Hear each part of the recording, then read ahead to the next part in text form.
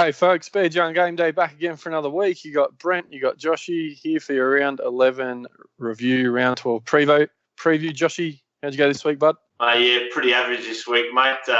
Score wasn't too bad, 1,263, so pretty happy with that. But, mate, as our viewers will see in a few minutes, the real reason for my dismay over the weekend was the source of Josh Adokar, the crystal ball, SuperCoach Fortune Teller. I'm its next victim. In front of me here, I've got some beautiful delicacies, land down under, and we'll see how we go, mate. But 1263, I lost my head-to-head to Big Ted. I did have a little prediction there that I'd win by 100+, but he managed to bounce me out, got me by about 70 points. So, mate, really devastated not to have Cam Murray at this time of the season, even though he has been named in Origin. I haven't had him since the start.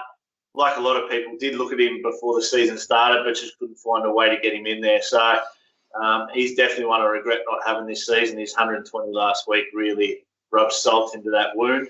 And Bronson Jerry, another one, haven't found a chance to get him in yet either. So two players I may have to look at on the run home because they definitely look the goods. Mate, what about yourself? How about last week? Look, I'll be honest, I'll never be so happy about dropping 1,200 overall in a ranking considering what we got coming up next for yourself.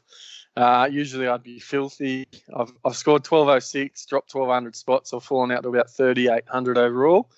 So starting to fall away there from a bit of touch from that top 1,000 as I generally try to sort of float somewhere around there, but that's okay, mate. The Fox has given me some other reasons to smile this week, mate. Yeah, for me, I think the difference between the 1,200 and pretty much 1,300 was not playing Jerry.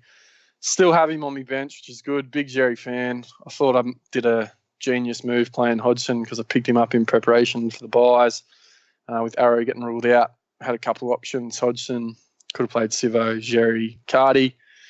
Out of all those, I've gone Hodgson, and it has not paid off. But anyway, and then Hodgson's gone on to get injured, won't play this week. So it's fantastic. Got to love SuperCoach, don't you? Probably the other thing I'm dirty about now. Obviously, a few of our viewers would have seen my little sideways video at work last week. I had a massive week at work last week. Obviously, with being in the sales game and end of financial year, last week was our big week for the year, and I managed to trade in Liam Martin before the game there last week, not even realising the bloke had been dropped and wasn't even playing. So, again, he was one I was looking to bring in for Origin, and this week he's named at 21 and doesn't really look a chance of playing unless there's some late injuries this week. So, mate, I'm pretty dirty on that because, just the decisions last week I made were just a little bit strange, purely because I think I was just rushed and just that pressure on of just not being able to take the time and go through all the processes we normally would with SuperCoach week to week. So, yeah. Yeah, and I didn't even realise, to be honest, either. Like, I've been playing single dad for the last couple of weeks. You get busy, and the last thing I was worried about was your fucking trade. So, anyway. But not about my SuperCoach Fortune Tellers, mate. You are. Absolutely not. Oh, the whiskers and the eggs. This is it, guys. This is the moment I've been dreading all day. I've been at work. Look, I think within 60 seconds of lockout ending, I had about 35 things posted on social media. I made sure you were pretty well aware of what was coming up this week and everyone at home as well. So I've been looking forward to this week's show, mate. I must admit, I have flopped it a little bit in the last few, but this one, looking forward to the next couple of minutes, that's for sure. Courtesy of Josh Adokar, obviously. I don't think he's scored more than 50 all season, and I've just plucked him out of nowhere for the ton, and thank you very much, Josh Adokar. Mate, it was like his 170 last year. He didn't do much more other than that. But anyway, yes, Josh Adokar, there you go. None from three for me. I've got to be honest, I can't even remember who I tipped, but they obviously went shit house. So I think you were Cleary for the 75+, Cam Smith for the ton, and your wacky was to beat Teddy by 100+. My wild and wacky I had the players that wear number 8 outscore the players that wear number 10, and I think you went down at 40 or 50 points. Yeah. So not probably as close as Joshy's between the 1s and the 6s the week before, but still pretty close, I think. Yeah, it was quite It's funny, I looked at that actually following the scores after the weekend, and I actually thought probably number 8s were long favourites, and there's a few guys who actually didn't perform. But anyway, let's get on with this before we lose too many viewers. There it is, guys. That's the whiskers. We've got the can of whiskers with lamb mince. Now, as the bogan so graciously suggested, we've probably got anuses and testicles and all kind of shit in here. So we're gonna crack that. Oh, the smell! God, the smell! Oh, Jesus! Hang on. Thumbnail shot for the bogan. Here we go. That's it. That's all you get. You better get it from there. Woo! All right. Ladies and gentlemen, I do apologise for anything you see afterwards. We're going to go to whiskers first, and we're going to... Hang on. I've got to get prepared. I've got to crack the eggs, don't I? Because I want it down straight away. While you're chewing on the whiskers, just crack the eggs into the glass. You'll be right. Hang on. If there's any double yolkers in this, that counts for fucking 2 eggs. I'll give you that. Oh. You know they genetically modify these chickens. They don't do double yolkers anymore. You don't get them. Fucking hoping there's one in here. It's like scratching a scratchy. You're hoping to get that big fucking jack. This glass is getting full. I only got 3 in there. It's a big pint glass too. It's a pint glass. Oh. Yes. What chances are you of not chucking hurling? Are you going to get this down, all of this down, or what? It's set for a punter like me. I'm $1.05. Put this in the sink afterwards, mate. I tell you. Oh, fuck. Have a look at this. Have a look at that. There it is. Look at all those fucking chicken embryos. Oh, yum. Look at that. If you read that glass. You'll go for a run after the show tonight, mate. Run up some stairs, shadow boxing all over the place. Holy shit. Oh.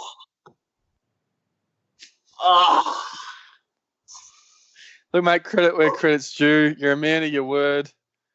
I respect that, but I definitely don't envy you at this point. Cat food. Cat food.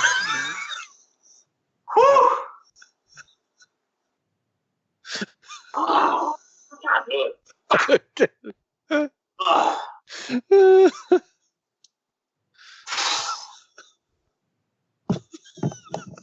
Look at that. Oh, look at that.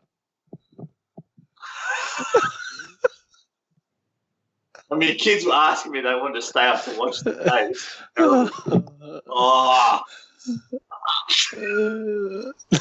just can't believe we're going to do 6 eggs after this.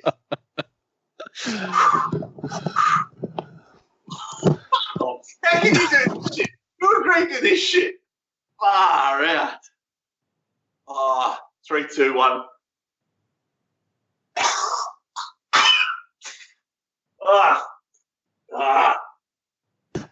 That doesn't count, surely. You got to get it in there and swallow it down. Oh, that's fucking disgusting.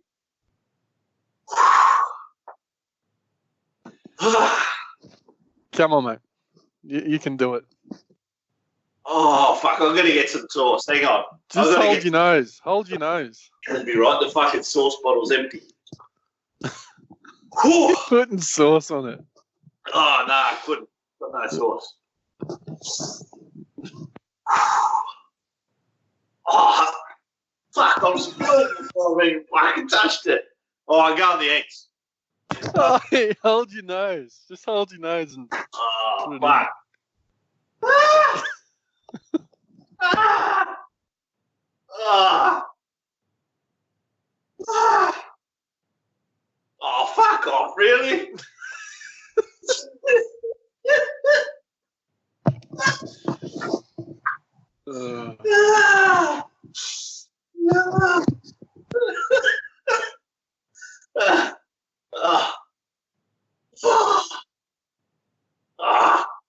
Come on, mate. Give the viewers what they want to see.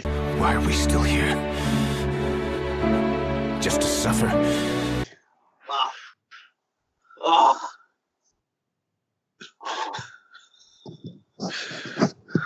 Hope they're free range. Free range. Oh, fuck. Oh, mate, I tell you, it's fucking bad.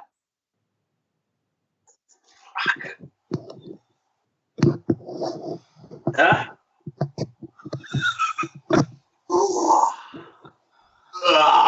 Jeez. This is reminding me of a season of Game of Thrones. All this build up to an abrupt end. Sorry, silly. I've got to get some fucking. I've got to compose myself. Whew, can't do it. Oh. you gotta. I reckon hold your nose and put the cat food in your mouth. Fear factor. He can't do it. He's going on the record for the people to see. I reckon if you can't do it this week, it's got to be dog food next week. Fuck, it's going to get worse. Oh, give me that. What about week over this? Seriously. Have you got a blender? Oh, fuck. Could you blend it up? No, I ain't got a blender. All right, so he's out. Is he calling it? I like to think I'm a man of my word, but well, you'll get the nickname Whiskers after this or something like that. That's for sure. Done, boys. Done. He's out. That's it. He's chickened out. Get out of jail. I'm out. Well, that's going to be interesting. I can't wait to see the backlash from the public. Yeah, I know. And look, I did say you were a man of your word previously, and you were very close to that. But I'm not going to say I'm angry or I'm upset. I'm just disappointed. Oh. I won't be surprised if we lose half of our followers after this, Joshy. I thought you were better than this.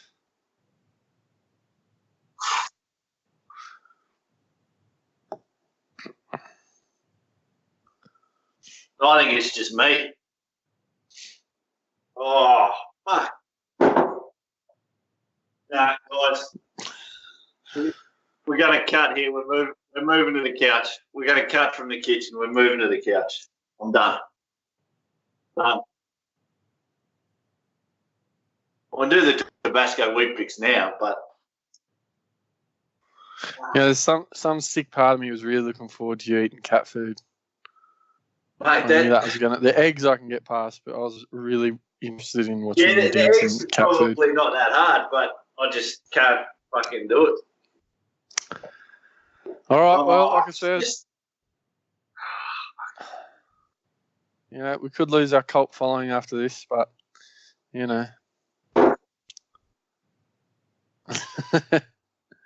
oh, in it goes.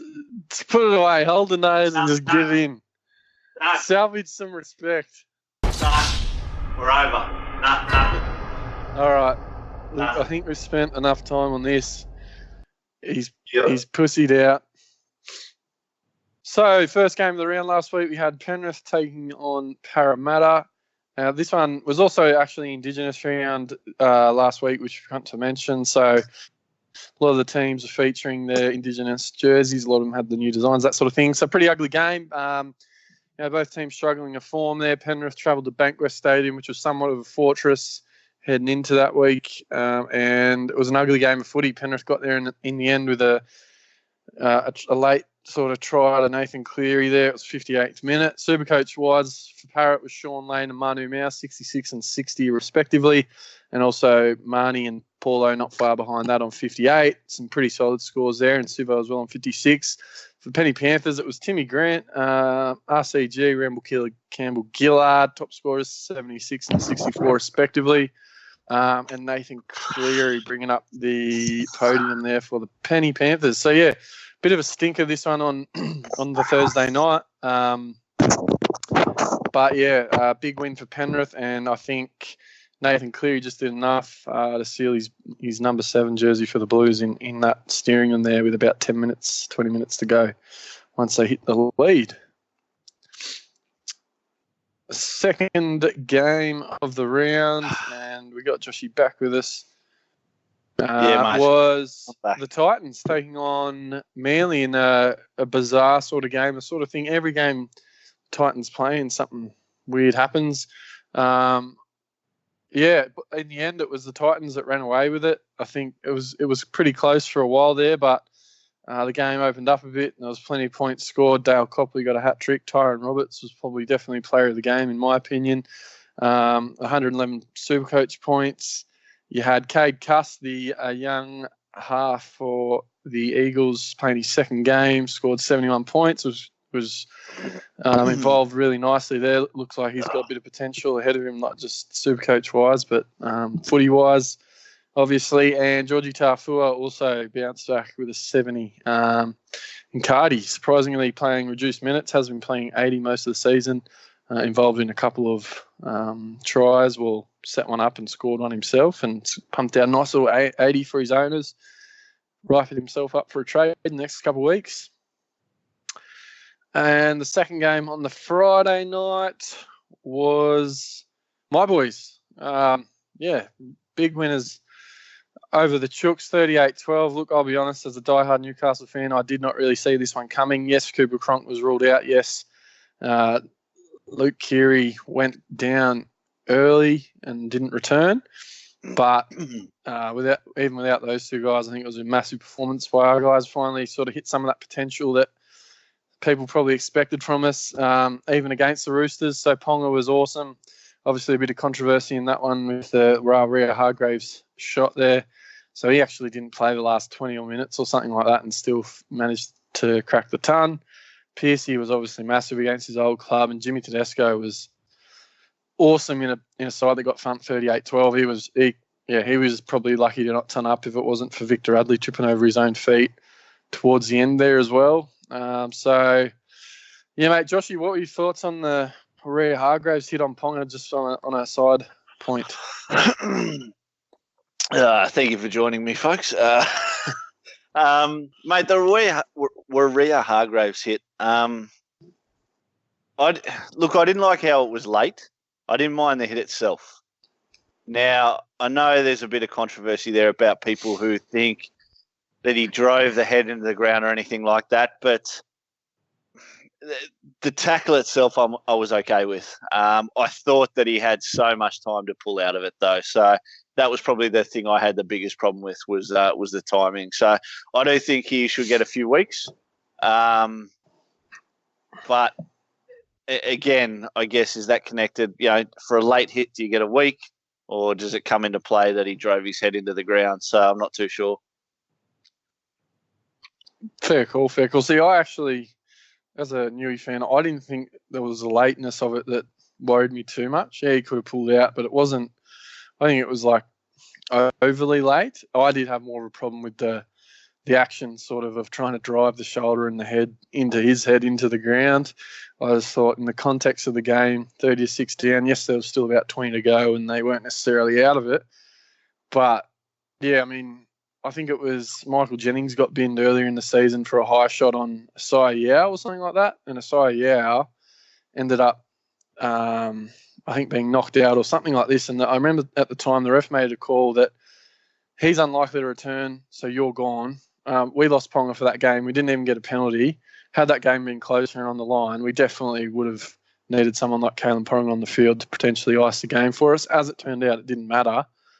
But how that doesn't even get a penalty on field is beyond me. I'm all for it. It's a footy thing, it's a hard hit and all that sort of thing. But given what they've been trying to do for the image of the game over the last few years and attracting kids and women and this, that and the other, for what we've seen, to have that just not even cited on field is just beyond me. But anyway, moving on. Glad we got the win. Just interesting talking point this week, mate. Yep, definitely. Saturday afternoon, we saw the Cowboys go down to Canberra and 3 losses on the trot for the Raiders. So a little bit of worrying signs there for the Green Machine. They've got Jack White and Nick Kotrick, as well as Joshy Papali playing Origin this week, and they've got a host of injuries. Surprisingly, Johnny Bateman named this week on the 21-man squad. So, but this game, the Cowboys managed to get away with it. Another big game there from Jason Taumalolo. So he is in great form. As you can see there, Justin O'Neill had another solid game. I think he scored in about 7 or 8 games straight, but unfortunately is currently in intensive care after he ruptured his spleen. So thoughts go out to Justin O'Neill. Let's hope he's going okay, but he won't be seeing any game time anytime soon. And for the Raiders, Jack Whiten had another solid game, and it's been a great start to the season for him in the number 6 spot, and that's what's seen him get into that blue squad as a utility off the bench. So cracking game from him. Mate, look, the Raiders, a little bit worried there. Obviously 3 losses in a row, all by less than a try. But yeah, from a Supercoach point of view, they're sort of dropping like flies at the Raiders. Yeah, mate, especially, they played arguably probably 2 of the best teams in the comp in the Roosters and the Rabbits back-to-back. In those games, potentially winnable, both of those games, you're expecting them to come out, especially at home, to put sword to the Cowboys. They didn't. They blew a chance early. I watched a bit of this game. It was ugly at times. Jack Whiten was a shining light. Croker had a stinker. They lost Hodgson, and they now will miss Hodgson for at least a month, if not more. Now they'll lose a few guys to Origin. Let's just touch on that. Saliva Havili obviously will be the one who benefits from Hodgson's absence. He's named at number 9 this week, so one of the big winners from Supercoach. Now, I think he's priced around that 270,000, 280,000. Thoughts on him, mate? Obviously, moving into the bye round this week, the Raiders do play. They're up against the Bulldogs, who have been, deplorable at best this year. Mate, could he be a little bit of a pod? Is he someone you'd sort of get in? What are your thoughts on him? Yeah, I think I want to have a look at his output when he did get a bit of a stint at the 9 last year. I think he was a good cheapie last year when Hodgson was actually missing for a fair bit of the season. I think his PPM, his points per minute's pretty good when he is on the field. He's quite involved, and he also likes to have a bit of sniff at the line. He doesn't mind trying to poke out from dummy half and cross the line. He did it on the weekend as well for a try that sort of kept him in it there. If his minutes are, I'd only imagine he's going to probably play at least half the game.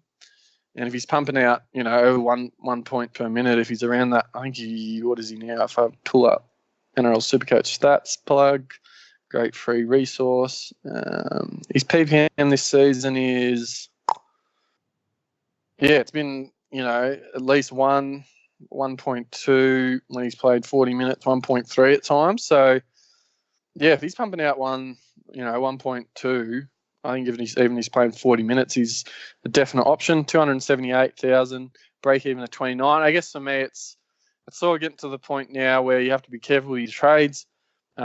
Is this sort of a downgrade for you? How long are you going to have him there for? Probably up until round 16. It means if you don't have a Cam Smith or you've only got Cook, you're pretty much going to commit to him for at least probably the next month while Hodgson's out, and hope he sort of juices up a bit for you, ripens up so you can transition a bit nicer to one of those, probably a Smith for the run home by 16, I guess. Fair enough, mate. Second game on the Saturday afternoon. This was just a dour affair. As you can see there from the scoreline, 1 try scored in the whole game. That was to Anthony Milford. So first and last try score betters would have been happy there if they took him. 8-2 to the Broncos over at Mount Smart Stadium. Matty Lodge for the Broncos had a massive game. For the Warriors, look, yeah, again, sort of none of the real guns that you want to see up there points-wise. But mate, yeah, nothing really to brag about this game. Yeah, I personally didn't catch this one. This is one of the games of the round I didn't watch. Obviously, yeah, Payne Haas was absolutely massive again. Matty Lodge was solid. Look, as a non-Shecky owner, probably nice to see the Warriors only score 2 points there. It's quite surprising that a team like the Warriors with guys like Marmelo and Nicarima and Sheck and those guys can be held tryless, especially at home. But Yeah, big win for Brisbane there. Milford, crazy to think only if, it wasn't too long ago he was sort of around 300k and well out of form, but he's had a really good month of footy now. I think steered Brisbane to a few wins along the way as well. He's back up to nearly 500k.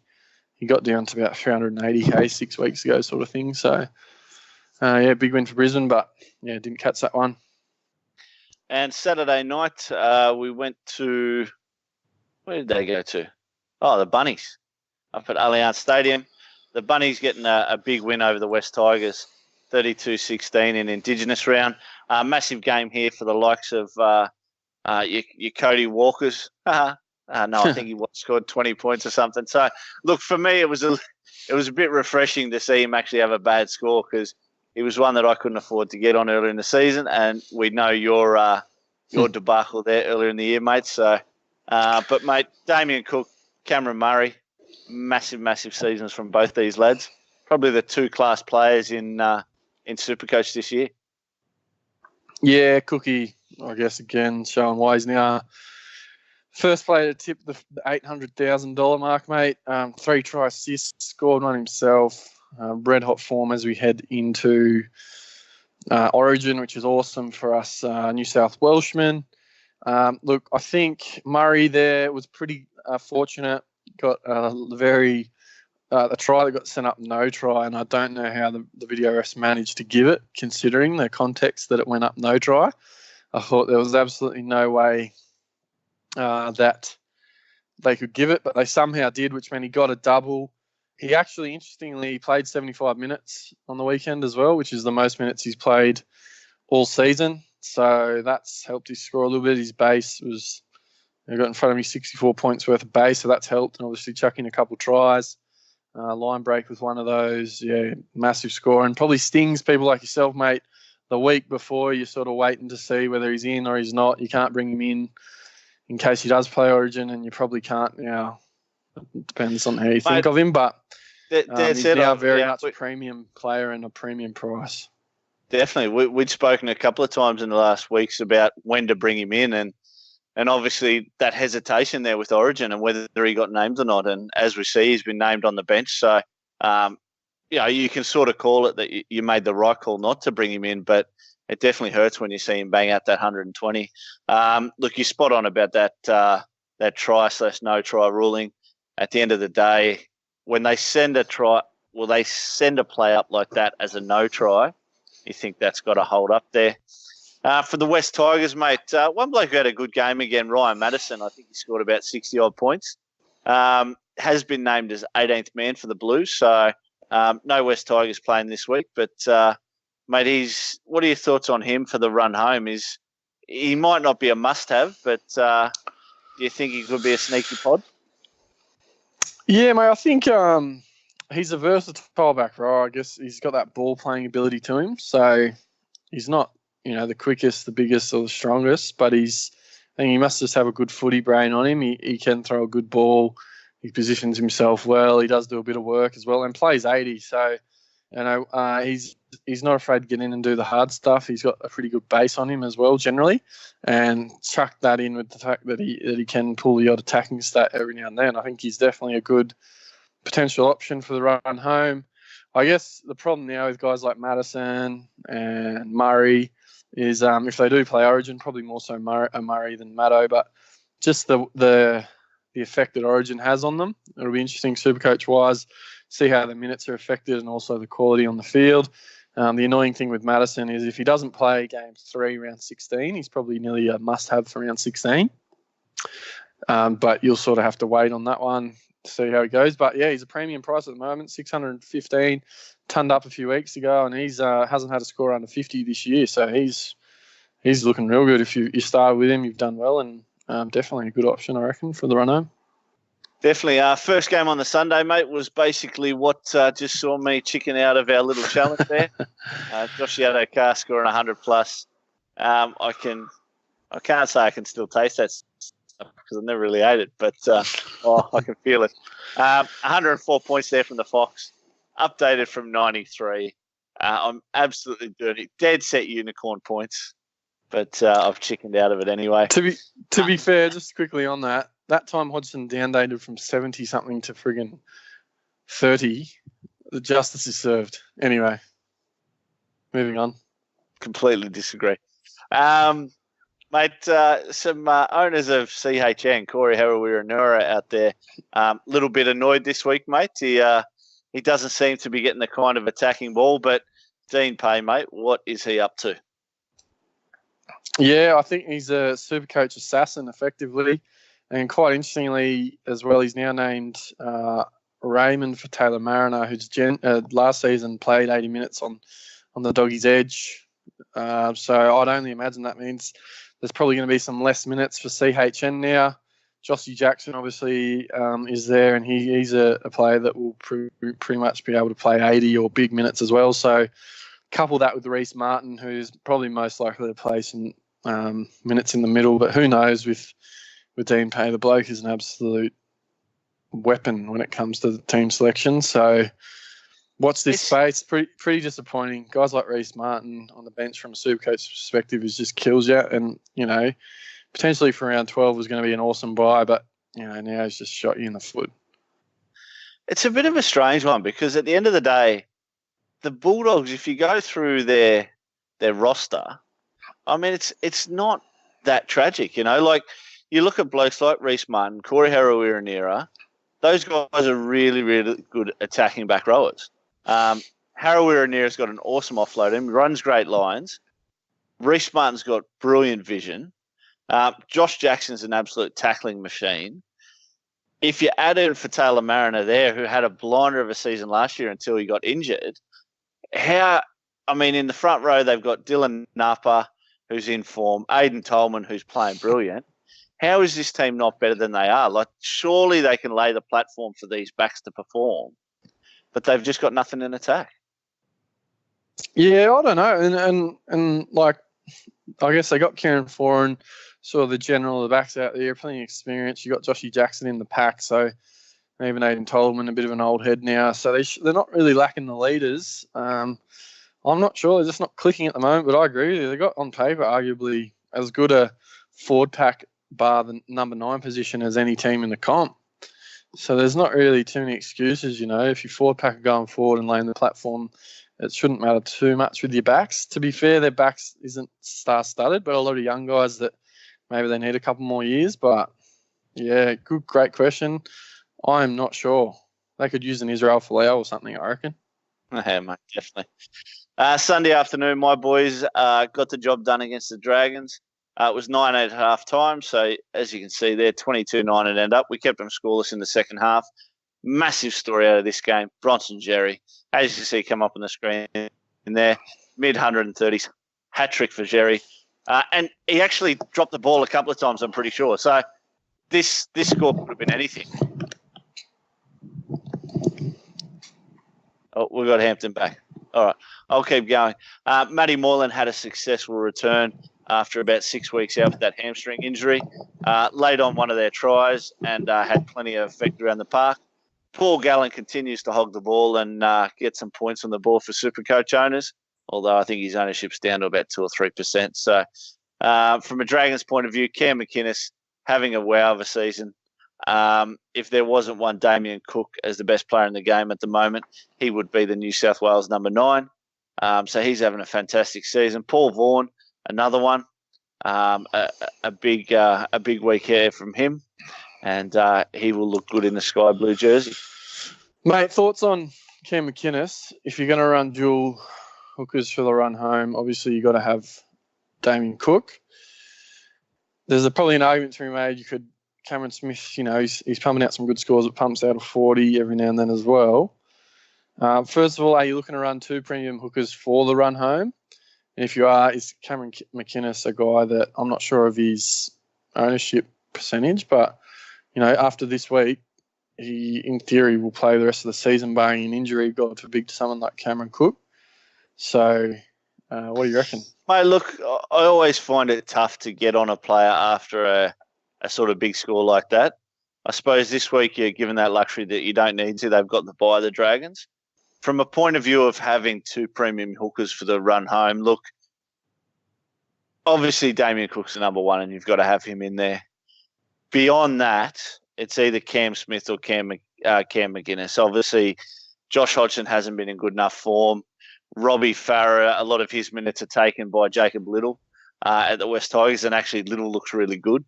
So if I was going to run two, it'd probably be Cam Smith ahead of McInnes. But if you're looking for that pod factor, the thing I think about when you enter into the run home is whether you actually play these guys as part of your 17. That, like you talked about, obviously on the weekend, Hodgson going down and getting injured, the chance that you play someone else over him as that reserve hooker. That's the decision you're going to face every week. And in the run home you're going to, once you start getting your team stacked up with 20, 21, 22 guns, those are the difficult decisions you're going to make. And there's going to be those weeks where blokes like McInnes and Smith come out, if you do leave them out, and are going to score 80s, 90s, 100 pluses. Just on that, Cam Smith 29% ownership, Cam McInnes 6%. So massive pod if you're looking at Huge that sort pod. of thing. I think what I just mentioned there, obviously, a lot of people look at who they're going to play in their 17. I think if Cam Smith's in your team, you play him every week in, week out. McInnes, not so much. Now, both my draft leagues, I've had Cam McInnes. He was actually one of my first picks in both leagues because I actually, once those sort of, Damien Cooks and Cam Smith got snapped up, I just thought he was the next best thing. Plays 80 minutes, no real danger of him losing minutes there. Reece Robson's on the outer, I guess, at the Dragons and signed with the Cowboys. So, definitely an option for people to jump on. Next week, guys, we see obviously the first of the bye rounds, as we've been speaking about. We've got 4 games. Thursday night, we see the Panthers and the Seagulls at Panthers Stadium. Look, obviously that it can't get much worse for the Panthers. Somehow they managed to get that victory last week. But it was just an absolute terrible game. The Seagulls, well, they're in dire straits now with injuries. They're still missing DCE. Now, obviously, he's back in Origin, which is a great sign. I do think it's a bit of a cop-out that his first game back from a 4-week injury is Origin. But I do think that all these players' priorities should be their clubs. Jake Trbojevic, they lose to Origin as well, but they will get those 2 players and Tom Trbojevic back very, very soon. Mate, when Turbo comes back, what do you do? Yeah, it's a really good question because pretty much from next week you either get Sheck in and run Teddy Sheck for the rest of the season, or you don't and you wait on Turbo, who's going to probably cost you $700,000. And then, depending on form, if he's playing well, he'll play Origin, and he won't play round 16 anyway. So, yeah, big decision to make. I think that's going to probably be the difference between some SuperCoach seasons, whether you go Teddy and Sheck or Teddy and Turbo. Do you hope form-wise that, obviously you mentioned he doesn't play 16, Origin he's out, do you just get him in at 17? And I think you might. Hope you just the money drops before then. Yeah, and you hope Shecky just sort of hits a bit of another purple patch, which she's been massive. I can't really see him letting off. But, yeah, potentially if you've got the luxury of trades, you can spend the next month with Shecky, see how he's going, and hopefully it's a nicer transition to Turbo for 17 because I just don't like the idea of having Turbo as a pod for the run home to my team. The guy's capable of some really massive scores, and he's got the highest SuperCoach score ever for a reason. And their run home, they've got a couple tough games in there. They play Melbourne twice in their last 8 games, but they also play the Warriors, the Tigers, the Raiders, Para twice. So, yeah, I think it's a scary prospect to not have him for the run home. Friday night, we've got the Eels and the Rabbits, mate. Now, some good news there for the Rabbits this week that Adam Reynolds has been named. Whether he will play is still in a little bit of doubt, but has been named at number 7. Bit of depletion there for the Rabbitohs, mate. A few injuries coming up. I've got to be honest, I think they've struggled to field 21 players this week. I swear I saw they might have only named 20. Yeah, bit of drama there at the Rabbits, mate. Yeah, they have named a 20-man squad.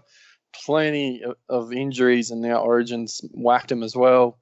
So really interesting. I think Parramatta are probably the strongest team this week based on their Origin selections. I don't think have they had anyone picked for Origin. I don't think they have.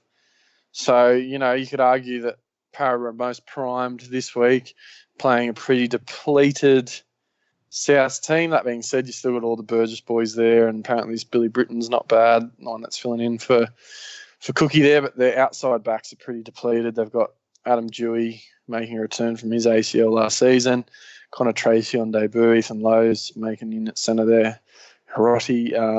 Potentially a really good opportunity for the Eels against the Rabbits, and this is going to be a really interesting game. I think, it's a tough one. Saturday night, mate, the Doggies take on the Raiders at ANZ Stadium. Again, probably the Raiders very, very injury depleted, losing 3 of their star players to Origin. The Dogs not so much affected. So, like the Eels, you'd probably think going into that game they might be the ones to be on. But in saying that, with their form on the board, it's hard to say that with any such confidence. Yeah, and a big test for the Raiders. They need to bounce back after that disappointing one last week. Obviously, JB, Johnny Bateman's been named in the 21, so watch this space. Joey Tapano has been named in the back row, pushing Hudson Young to lock. So I'm wondering whether, I was wrong. I didn't think Hudson would play 80 on the edge, and he has the last few weeks. But it'll be interesting to see whether he loses any minutes in the middle now. I'd imagine he will, with Ryan Sutton getting pushed to the bench there. Now, I don't know anything about Tom Starling. Is he a hooker? Because he's been named at 14 for the Raiders, which also might have a bit of an impact on Havili.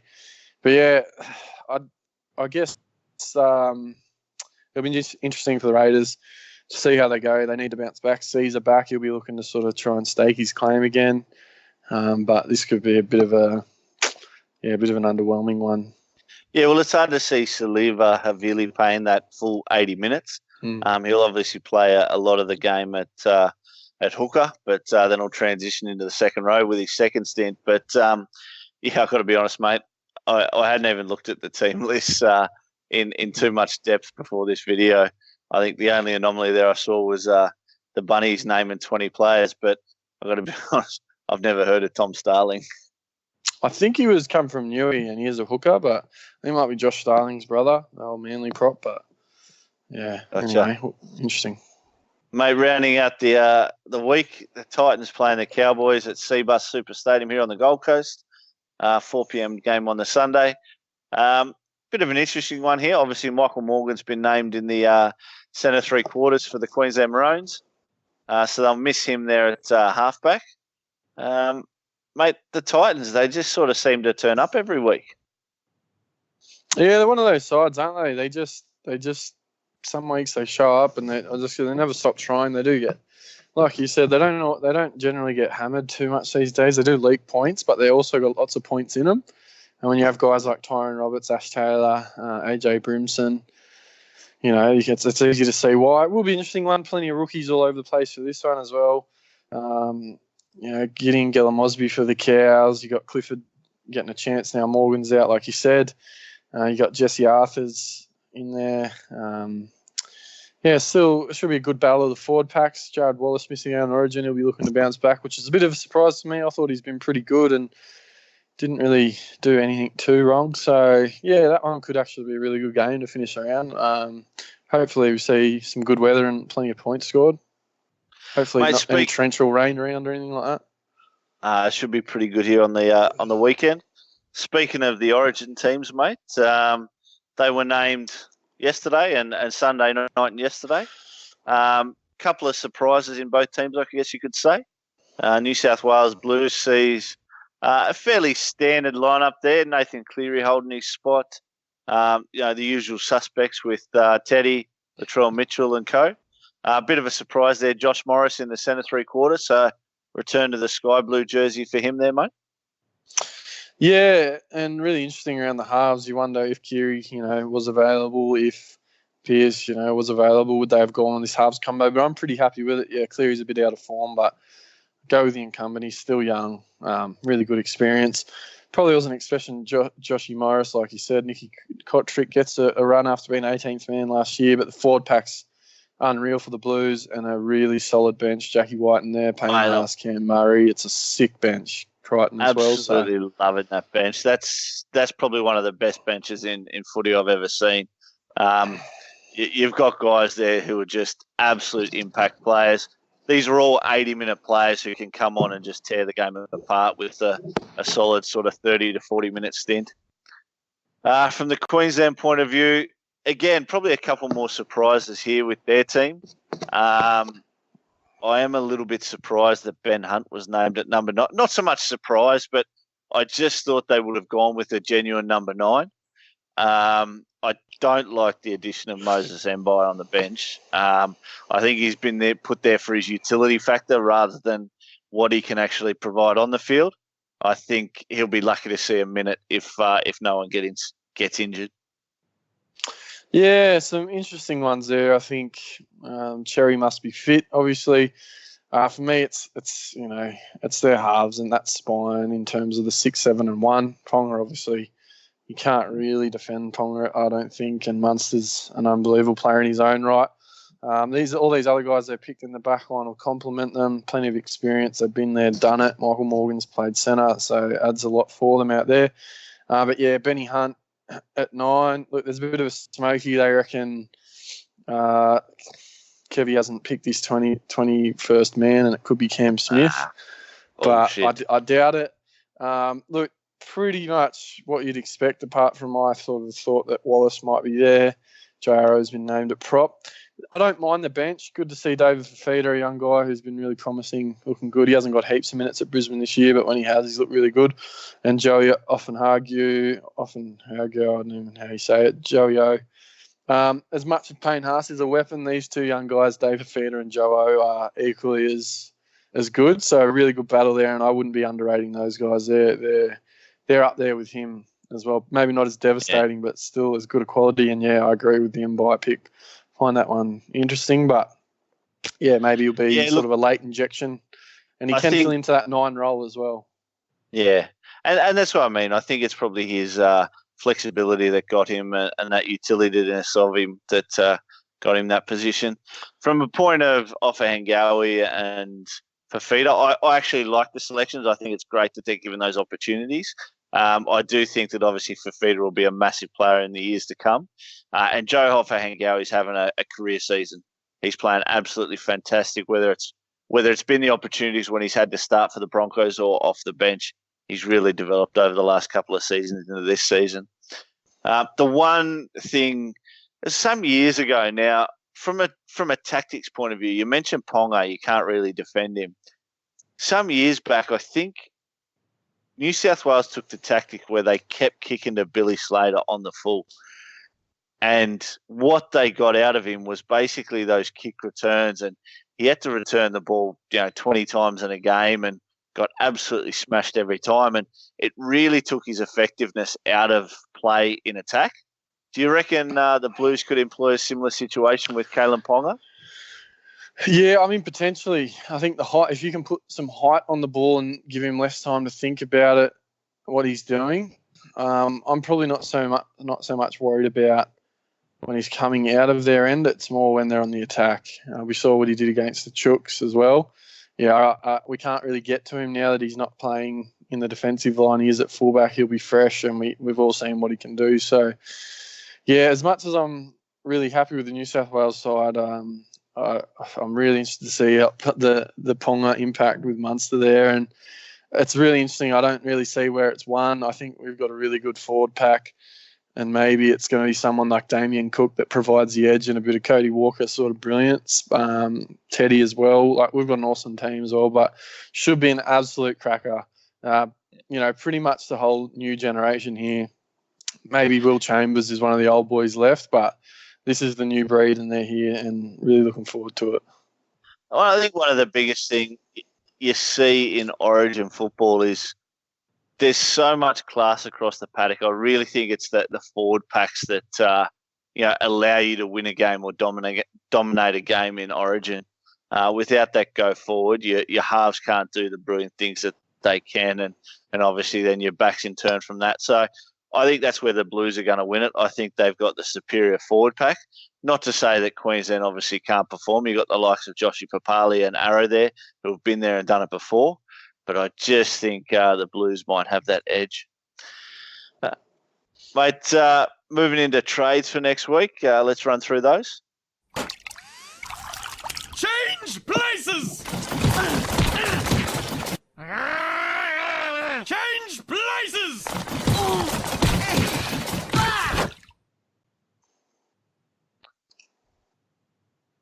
So, mate, last week you had a couple of guys go out and brought in Whitbread and Cust.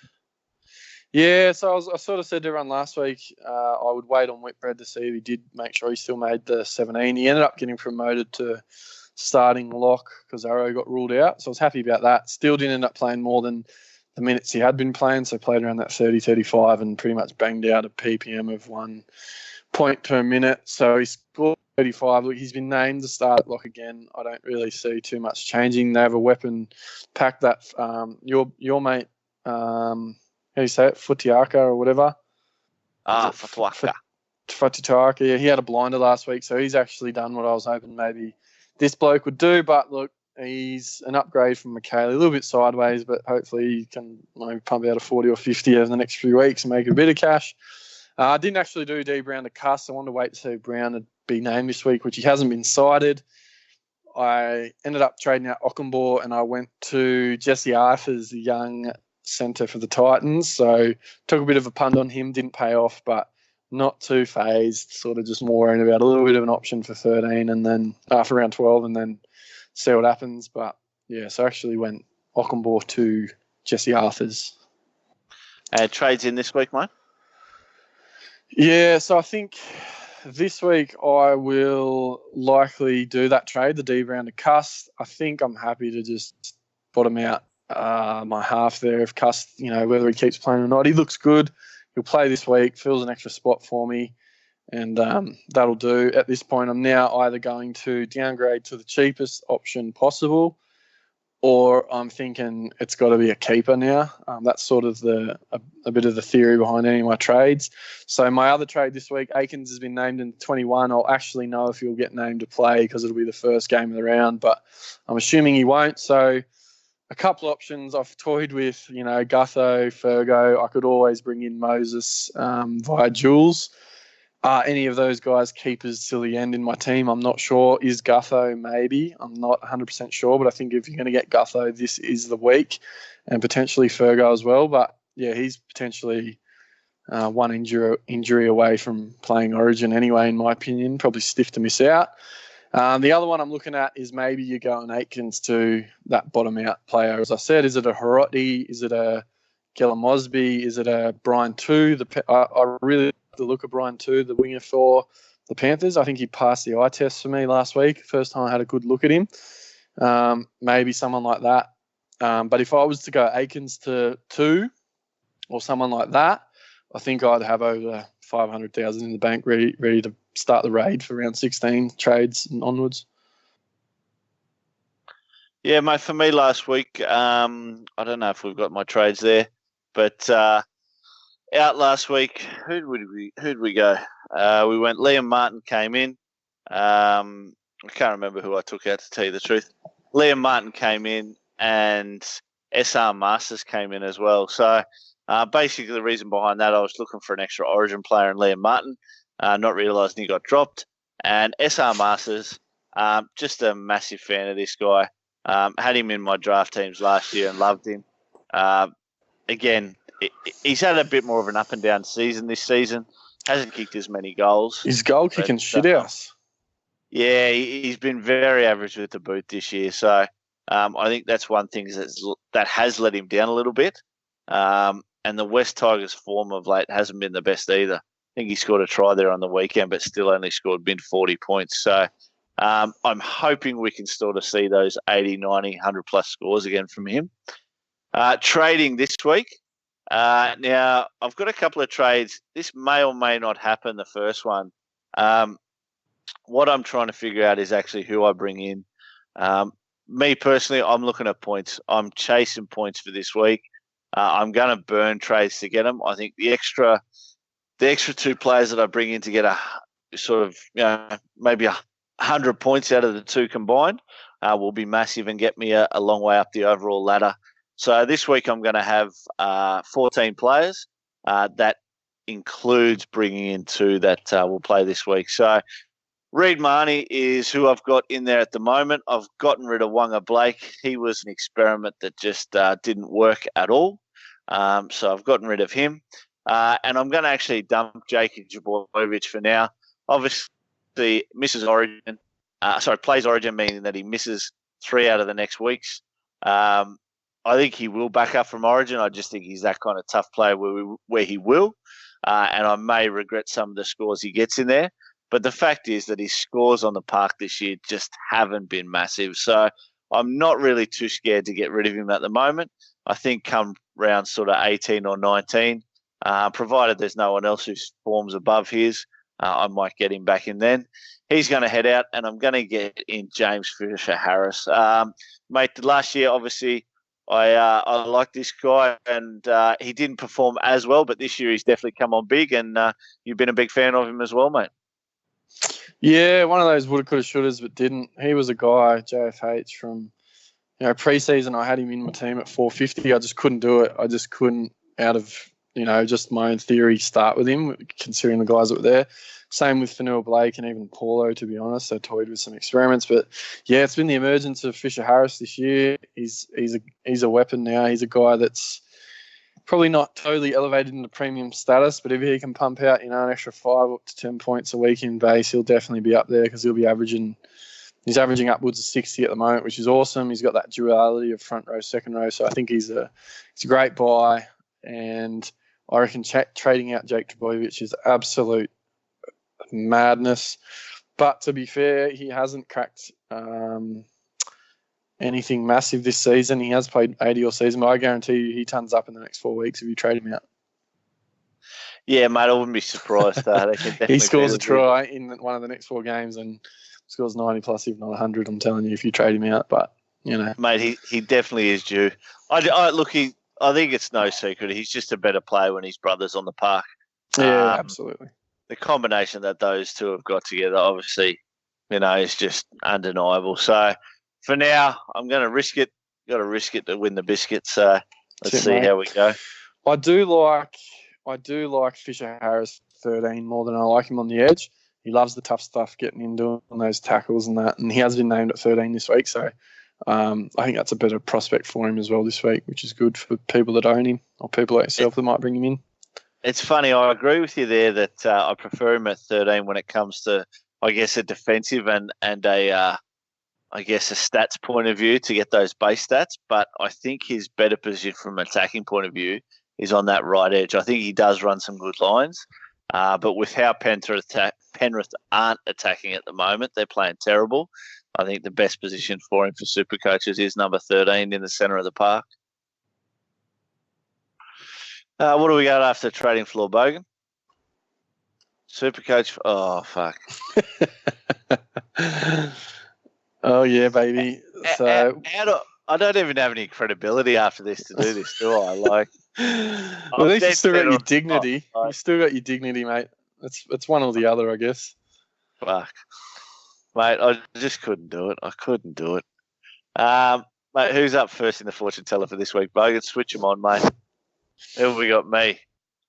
I've gone some fairly straightforward ones here.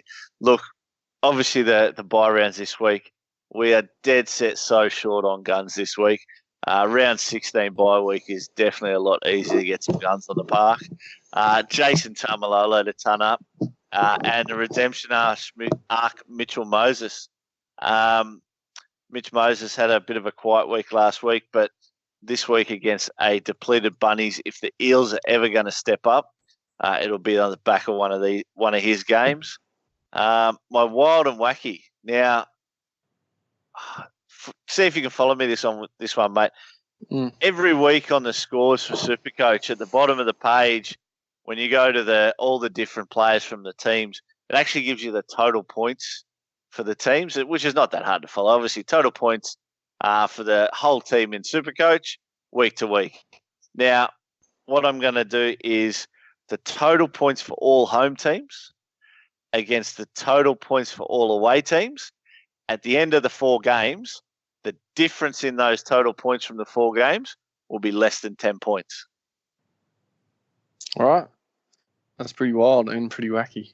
There you go. What about you, mate? What are your 3 for the week? I'm tipping you going Tamalolo. Yeah, I've gone Tamalolo. There you go. We obviously don't chat about this. I thought, what is there? Couldn't look past Lolo against the Titans.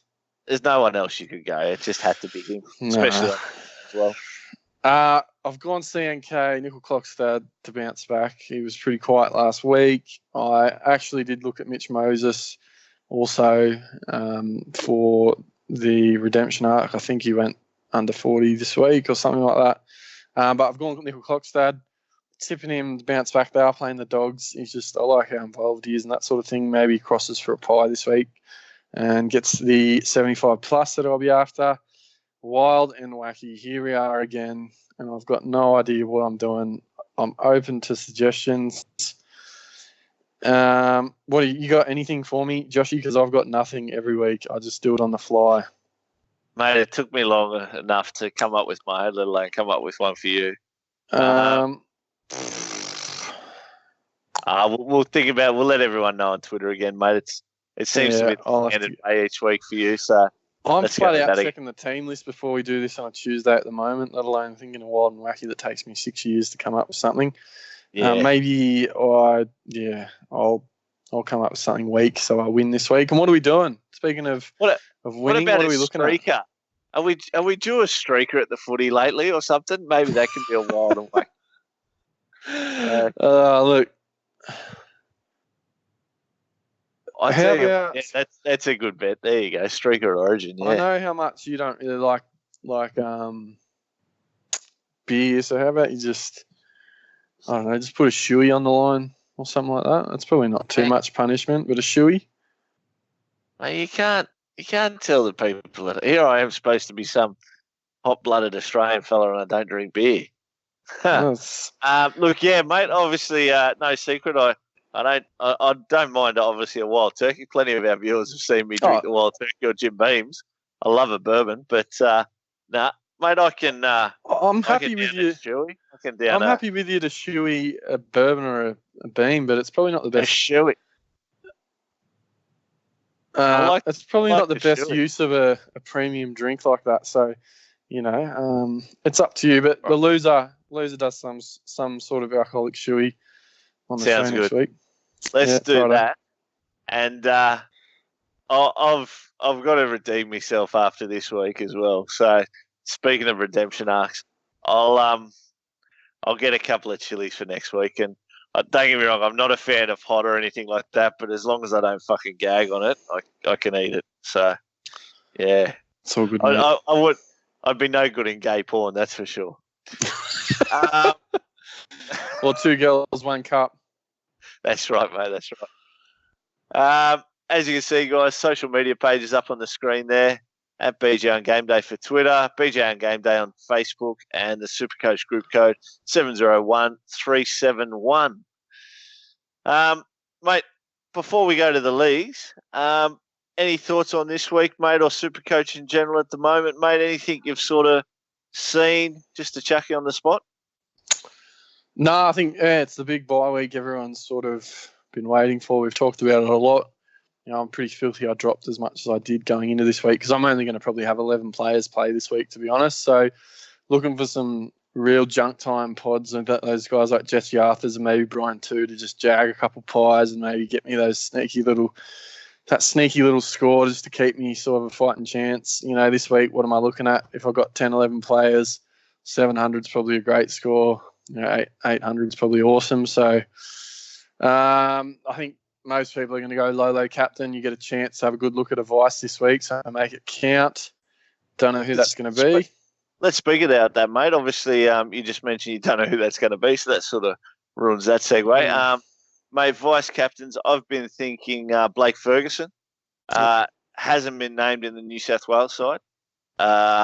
Has had a couple of quiet weeks since he came back from that nose injury. I think he's due, mate. And if he's ever going to do anything, it's going to be against a Bunnies outfit that's that weak and depleted. I just reckon he might have a chance. This is a week I'm really going to worry about not having a few of these para guys, because I would love to have a Fergo, I would love to have a Moses, a Gutho, and even your boy Manu Mao could be a really good vice option this week. He's been named on the edge. Does he play 80? He looks really hungry. He's back now. He missed a bit of footy, but yeah, I totally agree. If I wasn't so worried about Ferguson still getting picked in Origin, him, Gutho, and Moses are all priced about the same. Break evens very similar, and it's sort of like, do I just take a pot shot at one of them? But to think I don't have any of those guys against a very depleted South side is a bit of a concern for sure. And totally agree. I reckon Fergo's a wicked vice option, if not Manu Mao. So I'm going to be sweating on that game as a guy that has virtually no para players apart from Sivo at this point. Otherwise, there's guys like, I've got Jared Croker. Do I go him against the Dogs? Do I keep persisting with Billy Kickout to just do something? Bloke looks dead set lazier than me on a Sunday, but use it wisely. There's probably a few sneaky ones in there. Maybe you go a Fisher Harris. You're just sort of looking, or you go just a real loose one, like I said, and try and go one of those guys maybe you do go a Sivo, make a Sivo or someone like that, a cheapie, just to sort of throw a bit of a wild one out there and give yourself a bit of a chance. I think this week you probably take 80 or 90 as a loop because you don't really suffer any consequences of it. But I think Lolo could be in for another big one, and unless they're getting at least 90, I'll be probably leaning towards leaving it on him. But yeah, what about you? Anything major apart from Fergo? Mate, not really. Probably, as I sort of did last week with SM Masters coming in, just sort of starting to think towards 16. Obviously, this buy round goes pretty quick. The Super Trade Week will be coming up in a couple of weeks where we get those 5 trades. So I'm going to be in absolute dire straits after round 16 and that buy week, because by my calculations, I'll have 6 trades left between round 16 and 25. So, mate, I do love a good trade. We all know that. Just wait and see. But the BJ and GameDay League, mate, another big week for a few of the boys. As you can see there on the leaderboard again, the Bunning Snags. Obviously, this is just the weekly scores. Mark with the fucking Cowboys. Massive score for him. 13.34 for the week. Big Ted, look, obviously 20 players in our league. Big Ted with the silver medal. Here I was thinking I beat him by 100, and he absolutely smashed me. 13.25. And the Bunning Snags, big congrats against the Charlie White. I think he's going to be in a little bit of trouble this week, but he managed to climb up to 36th overall in the whole country. So well done to him. That's his best position of the season. It'll be interesting to see what 36 turns into after this week, though. Yeah, mate, absolutely. As you said, touched on it. I think so. He sits in front of, say, myself by, 450 odd points. So I probably won't make too much ground on him, but I bet you there's probably a few people in our league that have been gearing up for these buy rounds. Well, he might want to take a snapshot. You can see he's 300 points ahead of Rangers. Now, Blake, I actually played Blake a couple of weeks ago, and I looked at his team with regards to buys. I reckon from a position overall, I reckon Blake's probably one of the best out of us who's prepared for it. I'm pretty sure he could probably have 14 or 15 on the park. So he could definitely jump up a fair way up the ladder. I reckon he'll be well inside the top 1,000 next week, maybe in the top 500. Yeah, this is gonna be a big sort of month, Supercoach wise, with these next few buy rounds, mate. Mate, Stevie Wood's in the bronze medal position. You and Stevie will be flying up to Brizzy this Friday, mate. Stevie's got a massive $50,000 money match on for pool. So that'll take us to our other love, mate, other than Supercoach. Yeah, mate, get to see your pretty face again. Might try and convince you to get into that cat food again. We'll see what happens, maybe after a few sherbets. Going up with Woodsy, be flying into Brizzy on Friday Arvo, flying out Sunday Arvo. So looking forward to that one. Obviously, short week for the round this week with the buys. So have some time to do something else this weekend. I'll sit down and watch the footy. But, yeah, Steve, you're doing really well overall. But the whole league's just absolutely killing it. Again, I'd hate to know what would be ranked if we didn't have those two plebs, as we say every week, at the bottom there. But, yeah, some big averages, absolutely monster averages. We've got 17 guys out of our 20 averaging over 1,100. Mate, it's huge. It's huge. Obviously, we talked about the scores this year, just astronomical compared to last season, But, it's fantastic to be averaging over that. And you'd like to think you'd be able to sort of crack the top 1,000 with those kinds of averages. But here we are, most of us just being able to crack the top 10,000. So very, very competitive this season. Results from last week's head-to-head. If we flick the page, who have we got there? Bunning Snags gave Gangsters Gagas a bit of a touch-up. Big Ted obviously beat me there. Now, sort of 60-odd points. So well done, Big Ted. Definitely got the bickies there. Marty Tapau had another solid week. Rangers de Janeiro's. Look, probably, actually me and him match scores, but I'm sure he would have liked to have cracked that 1,300 last week, but he had a win over Wayne and Hill's Grannies. Over the page, Hampton, who we got? Got touched up by my mate Brendo by 100. No good. Fucking Jerry. The Gingers knocked off the Bashers. Bashers just a for and against booster at this stage. Leanne has got pipped by Stevie Woods there. Stiff Leanne. She was actually going for 5 on the trot. Probably the closest loss of the week there, and pretty good score from Leanne, so a bit rough. Marky, our top 400-odd man from last season, or whatever it was, rolled the checkmate with a really good score, 13.34, the top score for the week. Can we speak about checkmate for a second? Yeah, mate. Mana, how the hell do you not play Cam Murray? Now, forget the score, forget whatever it is, but a bloke who's probably been the form second rower of the competition up against the West Tigers, how do you not play Cam Murray? He's missed out on 120 points. Well, it's interesting then. I didn't actually see that. Has he played Jerry over him? I don't know. I know he played Garrick that week. He played you. I guess he's trying to make some big calls to try and claw it back. So, yeah, I didn't actually know that shit. Mana, if you're listening, let us know what the thought process was behind that one. Obviously didn't pay off for you, and I bet you his piss is stinging a bit now as he looks at his score with 120 sitting on the bench. But, I wasn't actually aware of that. But let us know, Mana. And the Bogan has copped the sausage from What's a Pod, 160 down in that one. Unfortunate there for the Bogan. Blake, Rangers de Janeiro, still 9-0. Flying. Daylight second. Yeah. Daylight second. Big Ted, he's after that Carmichael Hunt, I reckon. I don't think he'd like gas now. No good there. Well, like I said, it's there's a bit of a bounty now on Rangers, so we're looking forward to someone that can blemish that record. Could he do the unthinkable and go the undefeated? Be a chance. Preview for next week's games. Who we got? What big matchups have we got? I can't fucking read this screen. Yourself taking on the Snags. Oh, Snags. Side bet. That has to. Oh, it's going to be a nothing side bet because he's got about seven players. Oh, it's a bye round. He's been absolutely blessed. He's picked him on a bye round where he's going to have. Does he have 4 players playing? Oh, he does too. He's bit of a stitch up there. This one's no chance. Poor bugger, yeah. He's absolute. I tell you what, if he beats me, what if he beats me with 6 players against my 14? Jeez. I'll go ahead. Quit there. He'd like getting me by the Bashers. Yeah, look, we'll put it on anyway, just for tradition. Oh, hang on. For 5 Snags, obviously, when you went up against him, how much have I got to beat him by? Considering he's going to have maybe, I think I looked 2 weeks ago and he had 4 players possible. If he gets to 8 players, and I've got 14. However many players he has will take your 5 best.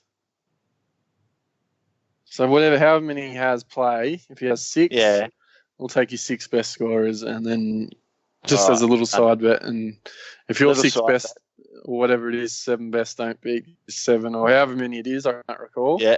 You got to eat how many? Five snags. Go down Five to Bunnings. snag singers. Five Yeah, snags. Bunnings snag All right. singers. Beautiful. Just another one on this. There's a bit of conjecture at my workplace around this, and I'm interested to hear what the people think. From where I'm from, a sausage sandwich is exactly that. It's called a sausage sandwich. Now, I've been talking to some people from Adelaide and they're peculiar folk down that way. There's a bit of a thing going around where they don't call it a sausage sandwich. They actually call it a sausage in bread or a sausage on bread. Actually, they say a sausage sandwich is actually 2 pieces of bread on a sandwich, and that's technically a sandwich. So if you're still listening, leave a comment. Joshy, what's your thoughts on this one? Some people call it a bloody sausage on bread. It's a sausage sanger, you lunatics. Mate, I've heard people say the sausage in bread. I don't want to get in strife here with Israel Folau, but basically the people heard say it that. No, I won't be. Let's not go there. Look, no, mate, yeah, something like that. Sausage, mate, it's a sausage sanger for me. Sausage sanger, 1 piece of bread, diagonally, the sausage goes across it, and has to be with tomato sauce, no barbecue sauce. Yeah, that's all right. Sorry, I digress, but that just sort of has been a bit of a touchy issue for me over the last few months. But it looks a sausage sanger. It's none of this sausage in bread, none of this. Oh, who wants to go down to Bunnings and get a sausage in bread? Who the hell says that? Yeah. You need a sausage sanger for fuck. That's right. Anyway, I digress. No, that's sold it, mate. As we were. Next page, who we got? It really irritates me. People would say that The red-haired Blood Nut people Cup. don't have souls. Because we do. We do have souls, all right? And lately, I've been called a ginger. A fat ginger. By everybody at school. Gingers have souls! I go to church. I'm a Christian. You don't know me. You're not God. It pisses me off. Ginger people do have souls, all right? I just wanted to say that I'm getting sick and tired of everyone making fun of red-haired people. Ah, he's a ginger. Ah, he's a ginger. Oh. Really, that's funny. Yeah. Okay, okay. It pisses me off. Ginger people do have souls, all right? It's a massive head-to-head match this week, guys. The Ginger Dan from over in New Zealand taking on Rangers Digital. Do we even know if Blakey's a Ranger? Surely he must be. With a name like that, surely he is. Surely representing for the Rangers with a name like that. But one of the form players in Ginger up against the form player in Blake, I was going to say Blake De Janeiro, Rangers De Janeiro. 9-0. Someone's got to knock him off sooner or later. Surely in a league that is this jam-packed with talent, you cannot go through a season of SuperCoach head-to-head and be undefeated. I just can't imagine it happening. Yeah, huge this week. The Blood Nut Cup on the line, so all the best. I am going to tip, without looking at the teams, you don't know if Ginger's done any buy planning. If you've told me Rangers is looking good, I can't even make a tip because Ginger could have 6 players playing and you'll get touched up. Mate, So I've got no idea. Ginger, haven't seen your. I've looked at all the teams, but just from memory, I can't remember what he's got by round sorted.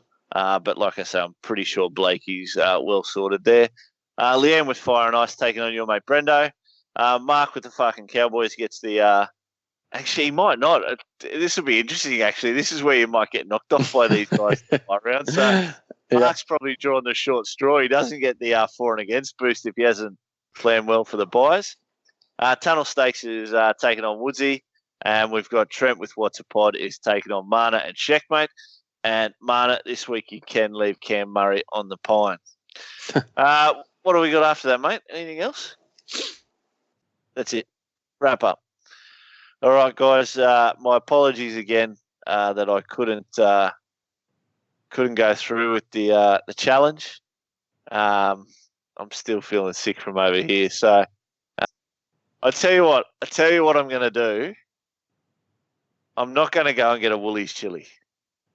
right. I'm gonna source something a little bit extra spicy for our viewers, just because I was such a pussy this week. I'm actually thinking Remember those hot chips, mate? Oh, mate, if you get onto them, I'll let you off. If you get in, if you have a good stick into them, I'll let you off. I'm only going to have one because you know it only takes one of Get a couple. Just bullshit. Get a few in there. Bullshit. Mate, for anyone that doesn't know, these corn chips on her.